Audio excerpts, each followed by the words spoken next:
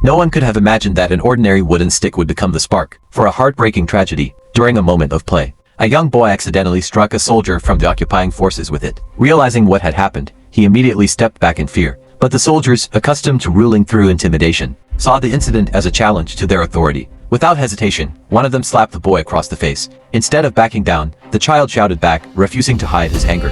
Infuriated by the defiance, the soldier grabbed the stick from the boy's hands and snapped it into before everyone watching. It was a deliberate display of power meant to humiliate him. Yet the boy carried a stubborn sense of pride. As the soldiers turned to leave, he picked up a stone and threw it after them. That single act pushed the soldiers beyond reason. Furious, they reached for their weapons and vowed to teach the child a lesson. The three children scattered and ran in different directions. The boy raced home and threw himself into his mother's arms. The moment she saw the soldiers approaching behind him, fear filled her eyes. She knew exactly how ruthless the occupation troops could be. Hoping to protect her son, she shut the door and prayed the situation would end there. It didn't. Driven by anger, the soldiers forced their way into the house. The mother pleaded with them, tears forming in her eyes. She understood that resistance would only make things worse, but her words meant nothing to them.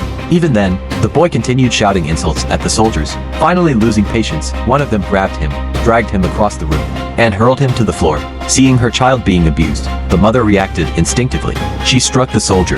That single slap changed everything. Feeling humiliated by being hit by a civilian woman, the soldiers redirected all of their rage toward her. The boy lay helpless on the ground, too small and too weak to stop what was happening. All he could do was watch his mother suffer. Then he noticed something nearby. One of the soldiers had left his rifle within reach. Desperate to save his mother, the boy picked up the weapon and tried to aim it at the men, but he was only a child.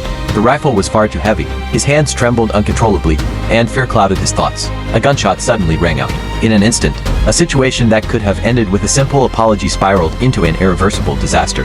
Fueled by anger, pride, and violence, the mother watched as her little son, not even 6 years old, collapsed before her eyes. Her entire world shattered. Driven by grief and desperation, she threw herself at the soldiers, but she stood no chance against them. The tragedy was not the result of one person's actions alone. The occupiers' arrogance, the soldiers' brutality, and the boy's impulsive defiance combined to create a devastating outcome. News of what had happened spread rapidly throughout the village. Outraged residents gathered together and demanded justice for the mother and child.